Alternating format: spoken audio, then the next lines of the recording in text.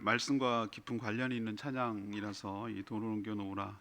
여러분 기타 치실 수 있는 분은 충분히 치실 수 있는 곡이고 은혜로운 곡입니다.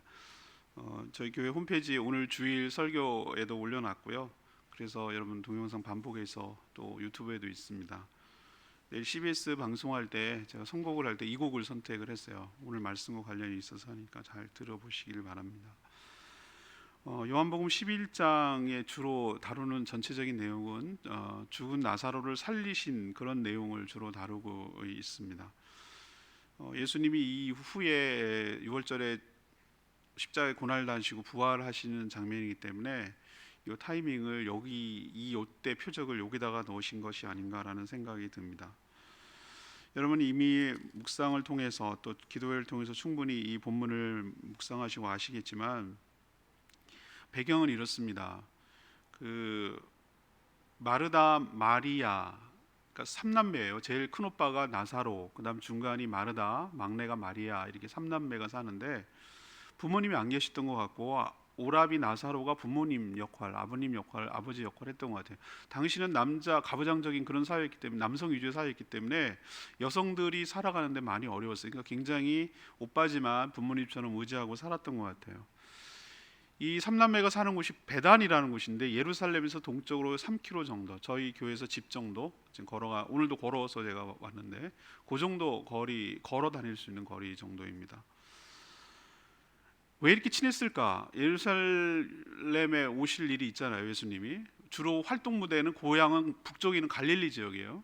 가버나움을 중심으로 이렇게 움직여 나가셨는데 예루살렘의 이쪽 유대 지역으로 내려올 때 어디가 요즘처럼 호텔업이 발달한 거 아니라 그냥 가정집에서 민박하듯이 아는 사람 집에 머무르는데 아마 이 가기도 편하고 3km 떨어졌고 베단이라고 마을에 있는 이 마르다 마리아 나사로 3남매가 사는 집에서 머물렀고 굉장히 친분이 깊었던 것 같아요.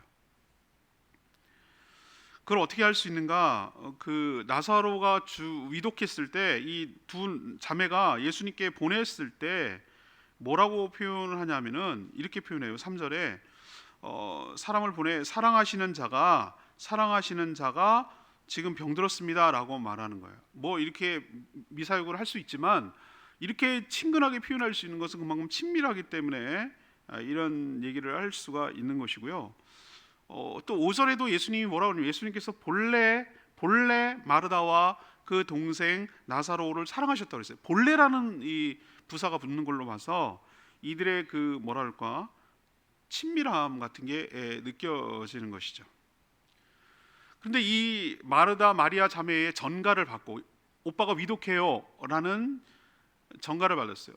이게 예수님이 어디에 계시다는 것을 알 정도면은, 그 당시 핸드폰도 없는 건데 얼마나 그 위치를 알 정도고 사람을 보낼 정도면, 그런 부탁을 할 정도고 오라고 하실 정도면 얼마나 친밀한 걸 알 수 있고 그런 관계를 알 수 있는데, 예수님이 이 얘기를 듣고도 이틀 동안 병들었다는 얘기를 들었어요. 위독하다는 얘기를 들었어요. 그런데도 이틀 동안 더 머무셨다. 이건 의도적인 지체죠. 일부러 끈 거죠. 시간을 일부러. 결국은 이틀 그 사이에 죽었어요. 그때 정갈에 갔을 때가 이미 위독한 상태였어요. 여러분은 5절을 읽을 때 개역 개정판 성경 본문을 읽을 때 여러분들 그냥 읽지만 그 사이에 그 부사가 붙어 있어요. 접속사가 붙어 있는데, 예수께서 본래 마르다와 그 동생 나사로를 사랑하시더니 가로 열고 그러므로, 사랑하기 때문에 일부러 더 끌었다는 거예요. 우리도 원치 않은 일이 생길 때 답답하고 당황할 때가 있어요. 하나님 이때 타이밍 개입하셔야 돼요. 하나님 저한테 왜 이러시는 거예요? 이렇게 내가 부탁했잖아요. 기도했잖아요. 근데 다 끝나고 오시면 어떻게 해요? 이런 상황이 벌어질 수 있다는 거예요. 근데 여러분 하나 전제를 깔아야 되는 것이, 하나님이 우리를 사랑하시고 가장 좋은 것을 주시기 위하여 가장 적절한 때에 가장 적절한 방법으로 우리에게 허락하여 주실 줄로 믿습니다. 이게 베이직 믿음, 기본 믿음이라고 말씀드리는 것이죠.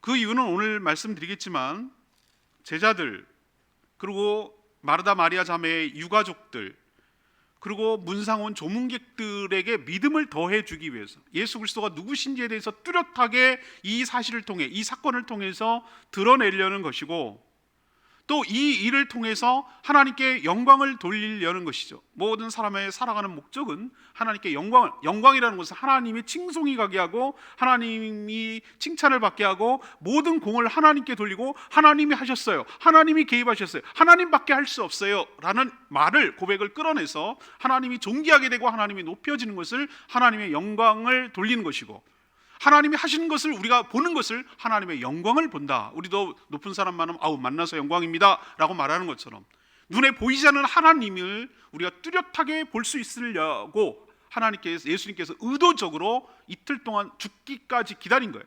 그리고 늦게 간 거예요. 늦게. 오늘 질문은 우리도 하나님의 영광을 보기를 원해요.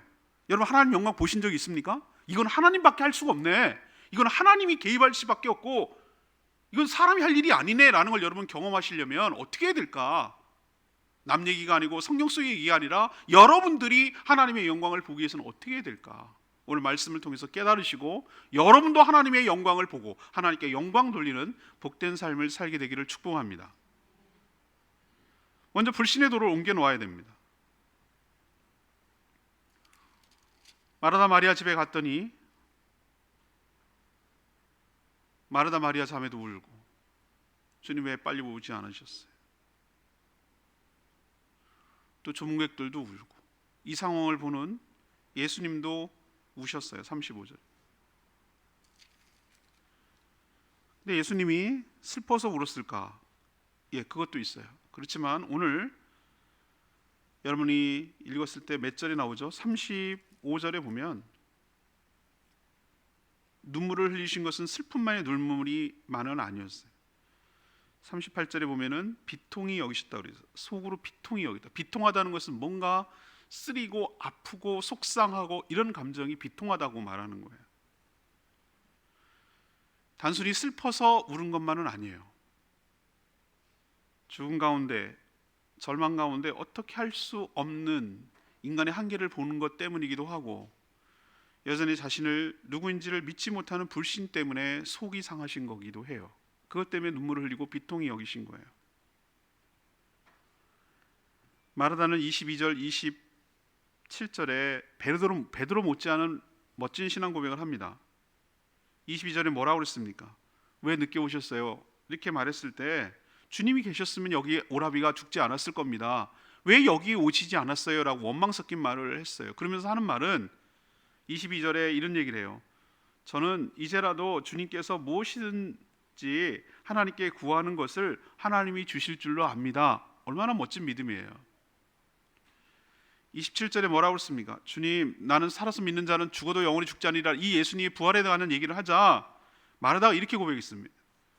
예, 그렇습니다. 주님, 그렇습니다. 주님 그리스도시여 세상에 오시는 하나님의 아들이신 줄을 내가 믿나이다 라고 고백을 했어요. 여러분, 이런 고백이 쉽지 않습니다.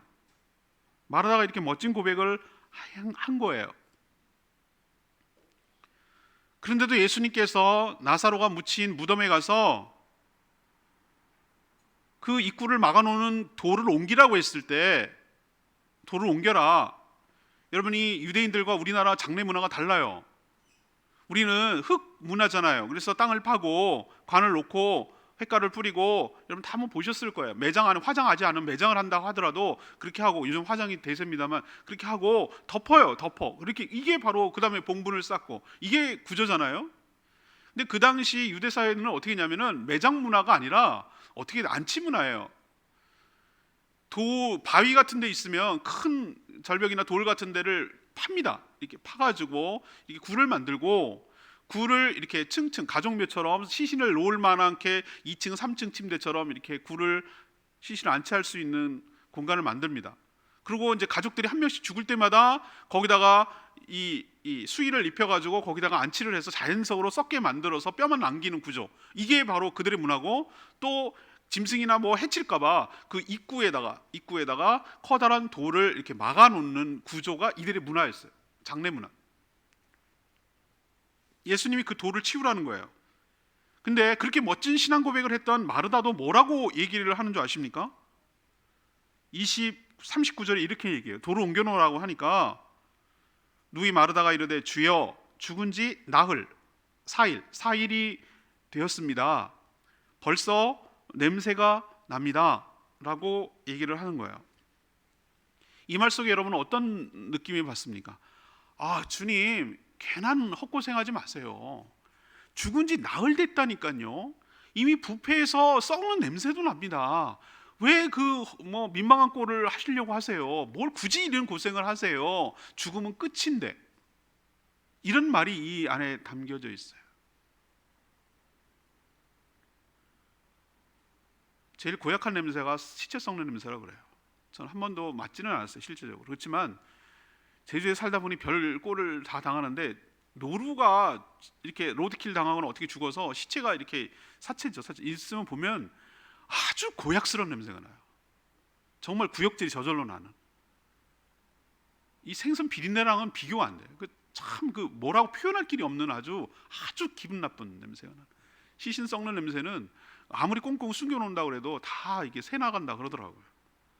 그러니까 왜 괜히 그런 고생을 하십니까? 하지 마세요. 이제 틀렸습니다. 이미 늦었습니다. 헛수고하지 마세요 라고 하는 말이 죽으면 끝이라는 아주 고정관념, 인간의 아주 뿌리 깊은 고정관념이 마르다의 말 속에 담겨져 있어요. 근데 마르다만 그런 게 아니라 대부분 이 땅을 살아가는 모든 인간들의 공통적인 생각이 바로 이 생각이에요. 저는 이 대목을 보면서, 아니 주님, 나사로를 살릴 거면, 이왕 살릴 거면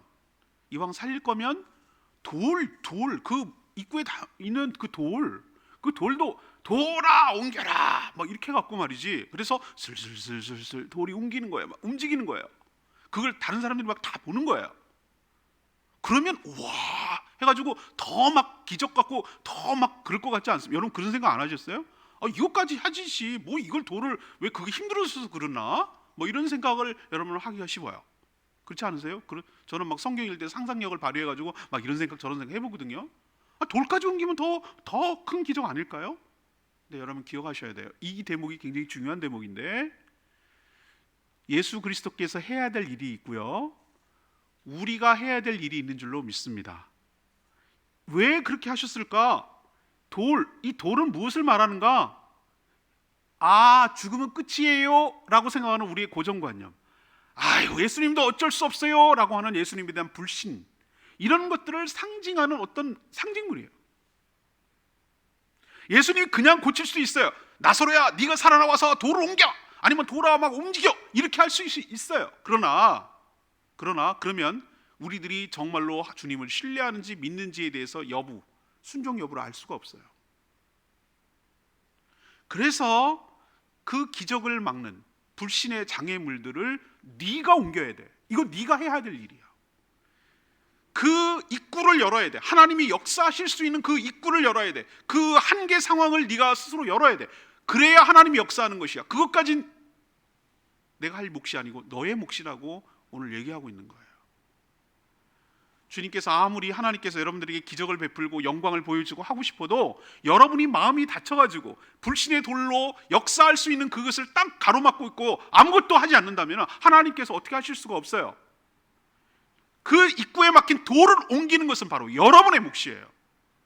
그거를 옮겨 놓을 때 정말 주님을 신뢰하는지, 주님을 믿는지, 주님께서 하실 수 있다고 생각하는지, 이 여부를 시험하는 중이기 때문에, 그 옮기는 작업을 해야 믿고 순종한다는 것을 알 수 있기 때문에 이것은 우리에게 남겨진 몫이고 우리가 해야 될 일인 줄로 압니다.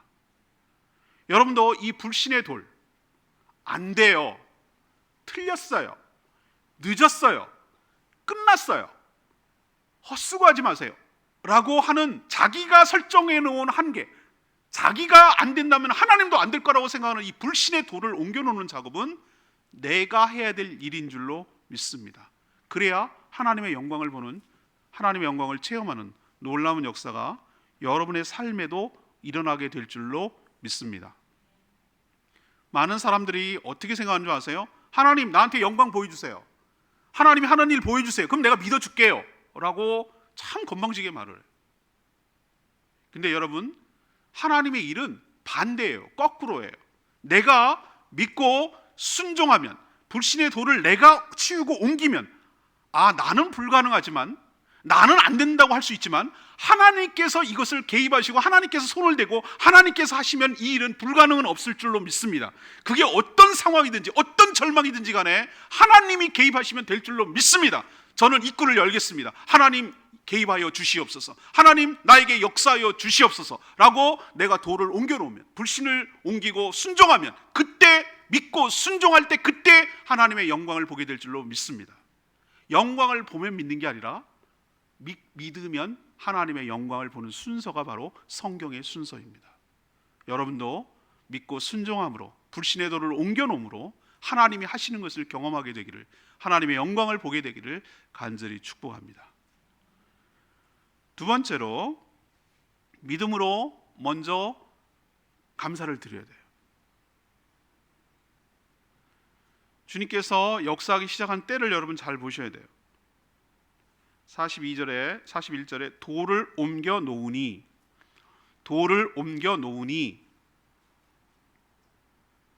이 말에서 여러분 앞에랑 연결되는 거 이해되시죠? 돌을 옮겨 놓지 않으면 역사가 시작되지 않는다는 뜻이에요. 돌을 옮겨 놓으니, 그때 주님께서 하시는 일이 뭐냐면은 살리신 것부터 하지 않아요. 그 옮긴 것을 확인한 후에 눈을 들어서 우러러 하나님께 41절에 보면은 감사 기도를 드려요. 아버지여, 내 말을 들으신 것을 감사하나이다. 뭘 들었다는 얘기야? 뭐 돌 옮긴 거? 아니에요. 이거 살릴 계획이란 말이에요. 근데 아직 살아나지 않았어요. 우리는 언제 감사합니까? 어떤 것이 끝났을 때 감사합니다. 끝나지 않을 때 감사하는 걸 뇌물이라고 그럽니다. 요즘은 뭐 택도 없는 얘기지만 선생님들 참 살기 어려워요. 옛날에는 참 그냥 진심으로 그렇게 했는데, 그 차이를 여러분 아셔야 돼요. 학기 시작하기 전에 뭘 선물 갖다 드리고 그런 건 거의 그거 잘 봐달라는 얘기예요. 학기가 다 끝나고 드리는 것은 감사하다는 뜻이에요. 대부분 다 끝나고 드려요. 미리 갖다 드리면 오해 살 소지가 있어요. 요즘 그렇지도 못한 문화지긴 하지만, 우리도 어떤 일을 당했을 때 잘 끝나고 잘 해결되면 아유 감사합니다, 덕분입니다 라고 뒤에 감사를 해요. 예수님께서 하나님께 뭐라고 했습니까? 아직 일이 일어나지 않았습니다. 아무것도 한 게 없습니다. 아무것도 없었습니다. 그런데도 불구하고 내 말을 들어주신 것을 감사한다는 거예요. 먼저 감사하는 거예요. 저는 이것이 하나님과 예수님과의 관계를 보여주는 것이고 예수님의 믿음을 보여주는 것이라고 저는 생각을 합니다. 많은 사람의 경우 기적을 일어날 때, 하나님의 영광이 일어날 때 어떻게 하냐면은 잘 하나님께 기도하고 잘해서 하나님 마음을 막 감동시켜가지고 그래서 어떤 일이 이루어지고 나서 감사하는 이런 순서대로 간다고 생각을 하는 거예요. 근데 여러분이 기억하셔야 될 게 있어요. 그래서 자꾸 샤머니즘이 기독교 내에도 들어와가지고 치성을 드려야 돼, 정성을 드려야 돼, 그런 의미로 받아들여서 하나님께 기도하는데 갖가지 스킬과 기술만 발달하는 거예요. 40일 작정 기도를 해야 돼, 철야 기도를 40일 철야 작정 기도를 해야 돼, 20일 금식 기도를 해야 돼, 중보 기도를 이렇게 요청하고 이렇게 해야 돼 라고 어떤 스킬, 방법면에서 자꾸 하우의 문제를 접근한단 말이에요. 물론 그 정성과 그 마음을 내가 폄하하고 깎아내릴 생각은 없어요. 근데 여러분 그게 아니라 오늘 이 예수님의 말씀 속에서 제가 확연하게 깨닫는 게 있는데, 어떤 내 소원을 들어주고 내 뭐 사는 것은 기도의 방법의 문제가 아니라 하나님과의 관계의 문제라는 것을 깨달았어요. 아직 아무것도 안 일어났는데 불구하고 하나님께서 내 말을 들어주실 것을 전폭적으로 신뢰하고 전폭적으로 믿음의 관계가 형성되어 있잖아요, 두 분은. 그러니까 내 말을 한 대로 들어주실 걸 알고 있는 거잖아요. 만약에 이 말을 했는데도 불구하고 하나님께서 아무런 역사가 아니라면 예수님도 뭐가 되고 하나님은 뭐가 되냐고. 여러분들 기억하십시다. 우리가 왜 하나님은 내 기도를 안 들어주시나라고 말하기 전에 하나님과 나는 얼만큼 친한가, 나는 하나님과 얼마나 깊은 관계에 있는지를 먼저 체크하고 점검하는 것이 훨씬 더 선행되고 중요한 문제라는 것을 여러분 깨닫게 되기를 원합니다. 그럼 왜 기도를 하셨을까? 이 기도를 들으는 무리들의 믿음 때문에 그래요. 아, 하나님은 예수님 말을 들어주시는 분이구나, 예수님과 하나님은 하나시구나, 예수님의 말이 곧 하나님의 말씀이구나, 예수님의 말에 능력이 있구나 라는 것을 주님은 의심하지 않아요. 예수님은. 그렇지만 그 말을 듣는 다른 사람들은 확신을 갖게 하기 위해서 미리 보여주는, 미리 감사하는 것을 보여줘서, 아, 이분이 보통 분이 아니네, 이분이 바로 하나님이 보낸 메시아 그리스도가 맞네 라는 것을 주변에 있는 사람들이 믿고 깨닫게 하려고 주님께서 먼저 감사 기도를 들으신 줄로 믿습니다. 여러분, 어떤 삶에 있어서 기적은 관계의 결과물이지 우리가 기도를 잘해서 그런 것은 아니라는 것 기억하시길 바라고, 기적을 보고 감사할 것이 아니라 믿고 먼저 감사할 때 하나님의 영광을 경험하게 될 줄로 믿습니다. 저는 믿음은 학습된다라고까지 말씀을 드렸어요.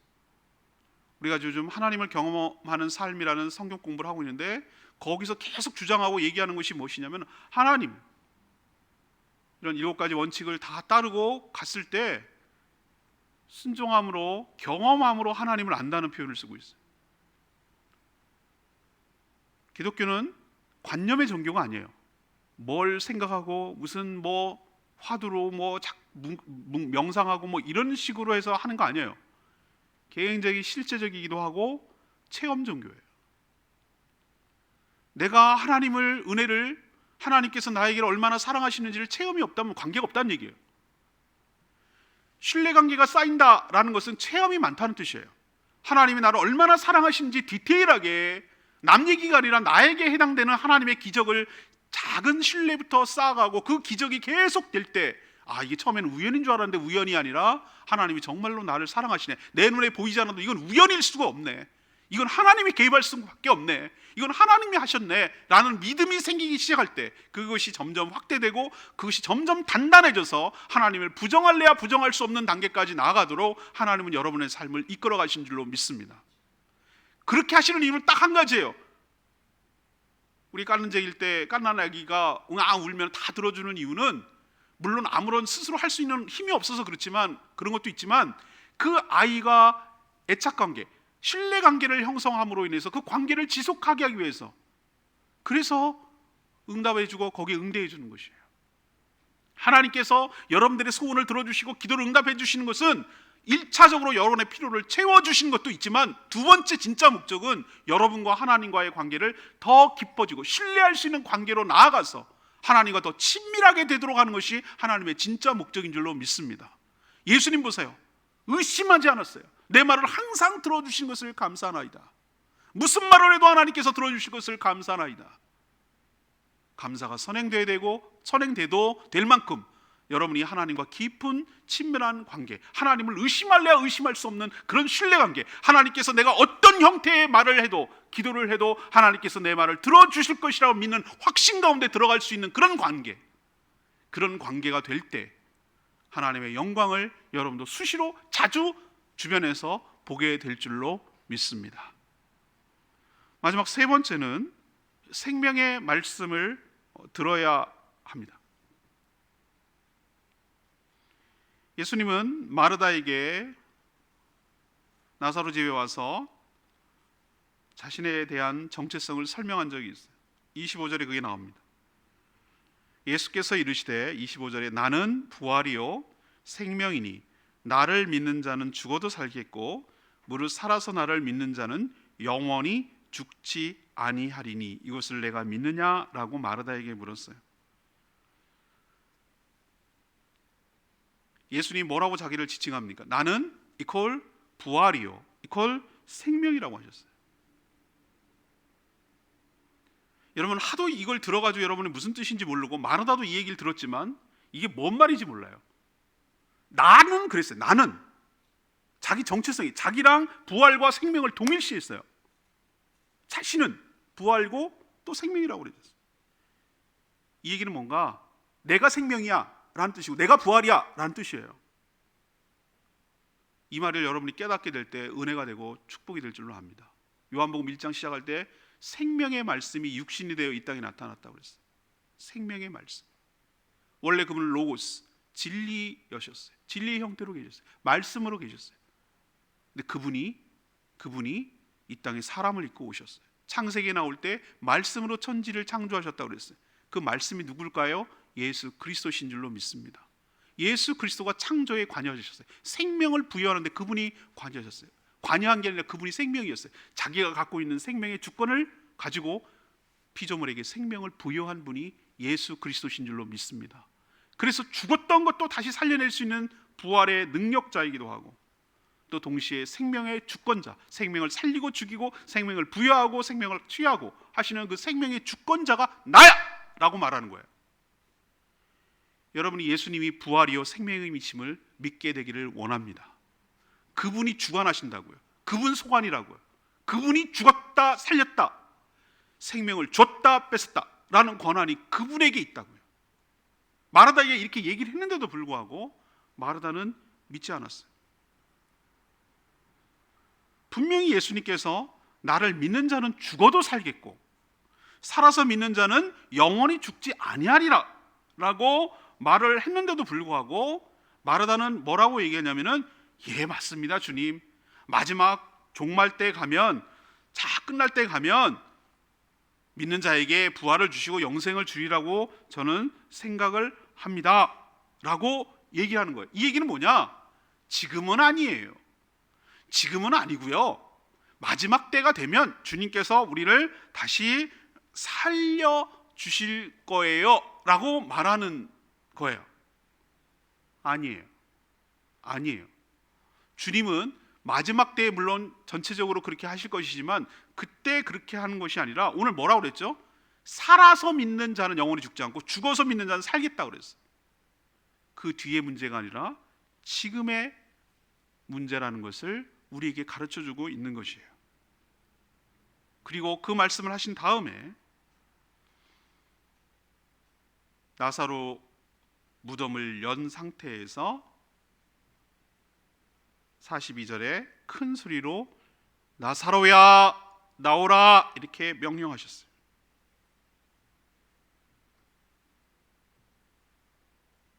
이것은 구약의 에스겔의 환상을 다시 보여주시는 겁니다. 에스겔이 환상을 봤어요. 하나님이 보여주시는 것이에요. 에스겔이 본 환상은 마른 뼈다귀가 널려있는 해골 무덤이 널려있어요. 이미 오래돼가지고 다 조각조각 나고 따로따로 있는 정말 삭막하고 무서운 곳이었어요. 근데 성령의 바람이 불어오기 시작하자 그 뼈들이 맞춰지기 시작합니다. 그리고 뼈에 살이 붙고 그 뼈가 다 살아나서 하나님의 군대가 되는 환상을 봤어요. 먼 훗날의 얘기가 아니라 주님께서 그렇게 할 수 있다는 것을 미리 보여주는, 하나님께서 에스겔의 환상을 보여주는 사건이었어요. 예수님이 그 말씀을 하시는 그 자체가 말씀이고 능력이라는 것을, 나사로를 살려내는 것을 통해서 알 수가 있어요. 여러분, 주님의 말씀은 그냥 말이 아니라, 음파가 아니라 능력이며 생명인 줄로 믿습니다. 제가 말씀드렸잖아요. 저 군대 갔을 때 제가 사랑을 많이 받았다고. 병주제의 3스타 사령관이에요. 여러분들은, 남자들은 그 무슨 뜻인지도 몰라. 원스트만 돼도 난리가 나는데, 그분이 교회 집사님이셨어요. 열심히 나오셔요. 그러니까 나머지들은 줄줄줄 다 알아서 나와요. 제가 우연히 교회 주변에, 제가 군종이었기 때문에 그 주변에 조경하는 걸 봤어요. 조경을 이렇게 하고 하는 걸 봤어요. 옆에 있었죠. 근데 뭐 여러분 이순신 장군 너무 많이 봐서 문제라니까. 막 사극에서는 장군들이 큰 소리 치잖아요. 막 장군들이, 그죠? 부고를 올려라 막 최수종 같은 사람이 이러잖아요, 그죠? 여러분 실제로는 미친 사람이에요. 장군이 왜 소리를 왜 질러? 소리 기분 빠지게 안 질러요. 그냥 부관에게, 여러분 부관 3스타의 부관은요 중령이 중령이 얼마나 높은지 여러분 모르실 거예요. 옆에 조수 따라다니는 부관 막 받아 적어. 야, 저 나무 저기가 안 어울리는 것 같다. 이미 다 심었는데, 나무도 작은 나무도 아니야. 이쪽으로 이렇게 옮기는 게 좋겠다. 이렇게 얘기했어요. 그냥 저도 옆에서 이렇게 들은 거지. 옆에서 뭐 이렇게 조경하는 걸 보세요. 와우. 여러분 어떻게 된 줄 아세요? 그 말하고 나서 그 다음날 나무가 뿌리째 옮겨지더라고. 공사를 달라붙어가고 다 하더라고. 거기서 제가 깨달았어요. 야, 정말 권세가 끝발이 좋네. 내가 그런 생각을 한 거예요. 그러면서 제가 그걸 왜 기억을 지금까지 하냐면은, 야, 자 봐라, 사령관의 그 말에도 권세가 있어, 파워가 있어, 파워. 막 산을 옮기는 정도는 아니지만 나무가 막 그 큰 나무, 아름드리 나무가 막 뿌리채 이쪽저쪽으로 막 다 옮기더라고. 그 권세가 있더라고, 권세가. 근데 여러분, 우리 믿음이 너무 없어요. 예수님께서 이 말씀을 하셨을 때 그 말씀에 부활이요 생명이라는 그 말씀에 능력이 있는 줄로 믿습니다. 그게 뭐가 됐든 간에, 그게 죽어서 나흘이 되고 썩어서 냄새까지 나는 그런 상황이 될지라도 그 죽은 자가 살아나오는 놀라운 역사가 일어나게 될 줄로 믿습니다. 예수님께서 뭐라고 하시죠? 죽은 자가 수족을 베고 동인체로 나왔어요. 놀랍지 않으세요? 이 자체도. 얼굴은 수건에 갇혔어요. 안 보이는 데도 나왔어요. 나온 것도 난 신기해 죽겠어요. 근데 예수님이 뭐라고 합니까? 또 해야 될 역할이 있어요. 그를 묶어놨던 것, 그를 쪼여놨던 것 다 풀어서, 갇히고 묶인 것에서 풀어서 자유롭게 다니라고 해방시켜 주시는 줄로 압니다. 이게 부활의 능력입니다. 단순히 살리는 것이 아니라, 무덤이 뭘 상징합니까? 우리의 절망을 상징해요. 우리도 정말 상황이 깝깝하고 답답하고 절망 같으면 동굴 속에 들어갔다고 표현을 해요. 빛을 보지 못했다고 그래요. 갇힌 것 같아요. 사람이 갇히는 종류는 수없이 많이 있습니다. 묶인 것도 상당히 종류가 많습니다. 저는 오늘 드리고 싶은 말씀이, 여러분도 이것은 그래요. 죽은 다음에 종말 뒤에 끝날 때 얘기라고 생각하는 사람들이 있어요. 그렇지 않아요. 부활은 미래성이 아니고 미래이기도 하지만 동시에 현재의 문제이기도 합니다. 여러분도 마라다 같은 한계의 믿음을 갖지 마시고, 먼 훗날에 일어날 것이라고 생각하지 마시고, 지금 예수님의 명령이 우리 삶 가운데 다가올 때, 그 명령이 나에게 임하게 될 때, 그 어떤 절망 가운데 있는 나라도 풀려나오고 해방되고 자유가 되고 풀어 다니기에, 자유롭게 다니도록 은혜를 베풀어 주실 줄로 믿습니다. 사람마다 다 무덤 속에 갇힌 종류가 다 달라요. 어떤 사람은 경제적으로 파산해서 아무것도 남는 거 신용불량자예요. 은행 하나 개설할 수도 없어. 자기 하나 통장, 핸드폰 하나 만질 수가 없어. 완전히 경제적으로는 완전히 동굴 속에 갇힌 자예요. 죽은 자나 다름없어. 경제활동을 스스로 할 수 없는 것은 어떻게 보면 살아는 있지만 죽은 것이나 다름없는 사람이 있어요. 어떤 사람은 관계가 완전히 박살이었어. 깨졌어요. 다 깨졌어. 내 주변에 한 명도 남지 않았어. 나를 사랑하는 가족같이 나도 버렸어. 스스로 동굴 속에 들어가서 갇혀가지고 살아있지만 죽은 것처럼 살아가는 사람들은 얼마나 많은지 몰라요. 질병에 걸려서 목숨만 붙어있지 걸어다니지도 못하고 내 밥으로 먹지도 못하고 아무것도 못하고 그저 입에 떨어지는 것만 넘어가서 시체처럼 살아가는, 절망 같은데 시체같이 다를 바가 없는 그렇게 살아가는 사람도 있어요. 그 사람들이 바로 무덤 속에 있는 나사로 아니겠습니까? 묶여있고 갇혀있고 수없는 장애, 수없는 절망 가운데 있는 사람에게 오늘 예수님이 말씀하시는 거예요. 이거는 미래의 문제가 아니라 현재의 문제이고 우리에게도 영광을 보여주시기 위해서 이 말씀을 하신 줄로 믿습니다. 그 어떤 절망이 됐든 너는 안 되지, 너는 불가능하지, 주님 죽은 지 나흘이나 돼서 냄새까지 나나이다, 하지 마세요, 안 된다니까요 라는 것은 너의 믿음이고 너의 한계고, 주님은 부활이고 생명이 되셔서 우리가 어떤 상황 속에 있더라도, 어떤 절망 가운데 있더라도 주님이 명령하시면, 그 무덤에 불신의 돌을 옮겨놓고 주님이 명령을 하시면, 나오너라, 누구야 나오너라, 이 명령을 하시면 죽은 자가 살아서 자기 발로 걸어 나오는 역사가 있게 될 줄로 믿습니다. 그 절망 가운데서 나와서 풀어 다니게 하는 역사가 있게 될 줄로 믿습니다. 그러니 부활을 먼 훗날로 여기지 마시고 지금 현재 주님의 능력이고 주님의 권능임을 여러분 기억하시고, 그 부활의 능력을 지금 살아가는 현재 여러분에게도 적용하시고 그 은혜를 경험해서 하나님의 영광을 보게 되기를 간절히 축복합니다.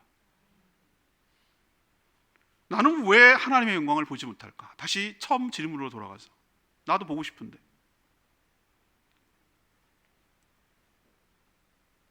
그 첫 번째 장애물이 돌이에요. 돌. 오늘 찬양 뮤직비디오 했죠. 돌을 옮겨 놓으라. 돌을 옮겨 놓으라. 여러분 돌을 옮겨 놓으셔야 돼요. 그건 여러분의 몫이에요. 돌부터 치워야 돼요. 그럴 때 돌을 옮기는 순종을 할 때,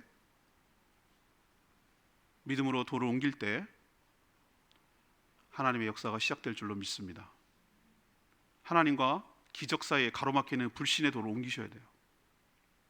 그건 누가 해주는 게 아니에요. 여러분이 하셔야 돼요. 하나님 그거 지켜보고 계세요. 하나님 역사 시작할 때, 예수님이 역사할 때 돌을 옮긴 것 보고 기도하셨어요. 나는 왜 기적이 안 일어나지? 난 왜 하나님의 영광을 보지 못하지? 라고 말하기 이전에 나는 내가 생각하는 불신이 똘똘 뭉쳐져서 돌같이 땅땅한 그 불신이 여전히 하나님과 나 사이에 가로막혀서 움직이지 않고 거기에 딱 고정하고 있는 한 역사는 안 일어나요. 나는 아니지만 주님께서 하시면 가능할 줄로 믿습니다. 믿음으로 내가 옮기겠습니다. 나는 앞으로 어떻게 전개될지 할 수 없습니다. 주님 뭐라고 하실지 나도 모르겠습니다. 그러나 내가 말씀에 순종하여 받들어 돌을 옮기겠습니다 라고 돌을 옮길 때, 그때부터 여러분에게 하나님의 역사가 개입되고 하나님의 능력이 개입될 줄로 믿습니다. 그래야 영광 보는 거예요. 두 번째는 주님 응답, 기도 응답을 확신한 근거가 뭐라고 제가 말씀드렸죠? 기도를 잘해서? 40일 동안 치성을 드려서? 금식 기도를 잘해가지고? 아니라고 제가 말씀드렸어요. 하나님과의 신뢰관계, 하나님과의 관계가 기도 응답의 근거인 줄로 믿습니다. 예수님이 말하는 걸 통해서 확실하게 알았어요. 예수님은 하나님을 전폭적으로 신뢰하는구나. 무슨 말을 해도 들어주실 거라고 확신하는구나. 그분은 그만큼 친밀한 관계구나. 두 분의 관계는 뗄래야 뗄 수 없는 관계구나. 이렇게 안 들어줬을 때 둘 다 무한한 거예요. 그러나 이 말을 한 것은 주변 사람들이 믿게 하려는 것이라고 말한 거예요. 여러분도 무엇을 소원하고 얻기 이전에 하나님에 대한 신뢰가 회복되기를 원하고, 하나님과의 관계가 더 친밀해지기를 원하고, 믿음으로 일어나기도 전에 감사할 수 있는 믿음이 여러분의 안에 생겨지기를 원합니다. 이게 진짜 믿음이에요. 믿음은 바라는 것들의 실상이요 보지 못하는 것들의 증거라고 그랬어요. 바라는 것들의 실상, 바라는 것은 아직 일어나는 게 아니에요. 다 이루어졌으면 뭘 바라겠어요? 미래일이에요. 내 소원이에요. 미래일이에요. 보지 못해, 아직 보지 못했어요. 아직 현실에 나타나지 않았어요. 다 미래의 소관이에요. 그런데도 불구하고 그게 믿음의 실체라는 거예요. 믿음은 바라는 것들의 실상, 실제상, 보지 못하는 것 증거. 너 증거 대봐, 증거 대봐. 믿음을 증거로 내미는 사람이 믿는 사람들이에요. 그게 기독교인이에요. 아직 되지 않았어요. 하나님 이루어질 줄로 알고 감사를 드리나이다 하고 감사 헌금을 먼저 할 수 있는 사람이 바로 성도들이에요. 이게 진짜 믿음이에요. 다 끝나고 하는 건 세상 사람들 다 해요. 그러나 믿음으로 하나님께 먼저 감사하고 내 말을 들어주실 줄로 믿고 확신 가운데 감사하고, 그런 자에게 하나님의 영광을 보여주시고 기적이 일어나게 될 줄로 믿습니다. 세 번째는 무엇입니까? 부활 실체, 부활이요 생명이라고 하셨어요. 예수님은 그 주님의 말씀의 능력이 있어요. 말씀에, 그 말씀이 나에게 닿아야 돼요. 말씀이 나에게 와야 돼요. 오늘도 제가 주의 종의 입술을 통해서 여러분에게 말씀이 선포되잖아요. 말씀이 내 귀를 때리고 내 안으로 들어오잖아요. 내가 말씀을 읽고, 내가 말씀을 묵상하고, 내가 말씀을 듣고, 이런 행위들이 내 안으로 말씀이 들어오는 행위예요. 이게 믿어질 때, 닿을 때, 말씀이 나랑 닿을 때, 나 살아야 이렇게 안 해도 살 수 있지만 말씀이 선포될 때, 말씀이 내 가운데 들려질 때, 내 안으로 들어올 때, 그는 내 귀에 때리는 게 아니라 말씀이신 예수 그리스도의 능력이 내 안으로 들어오는 거예요. 그 말씀이 나에게 들어올 때 죽었던 내가 다시 살아나는 놀라운 역사가 일어나게 될 줄로 믿습니다. 그게 뭐를 나를 가둬놓은 것이라 할지라도, 그게 제도건 건강이건 재정이건 관계건 뭐든지 상관없어요. 사람 유형마다 다 다르지만 내가 살아있다고 말할 수 없는 그 죽음 가운데 있을지라도 주님께서 그 명령하시면, 명령이 닿으면, 선포되면 그 어떤 상황일지라도 절망을 극복하고 살아나고 해방되고 자유롭게 다니는 놀라운 역사가 여러분 삶 가운데도 있게 될 줄로 믿습니다. 이게 바로 하나님의 영광을 본다는 거예요. 세상 사람들은 죽었다 깨라도 깨달을 수 없는 이 이치, 하나님이 어떻게 살아계시는지를 보여줄 수 있는 놀라운 이치, 이것이 여러분 삶 가운데도 지속적으로 계속해서 일어나 부활의 미래가 아니라 현재 지금도 일어나고 있는 놀라운 하나님의 능력이고 권능임을 여러분 체험하게 되기를, 그래서 하나님을 더욱더 믿고 신뢰하게 되기를 간절히 축복합니다. 오늘 말씀 붙들고 기도하기 전에 찬양지 931장 부르고 기도하겠습니다.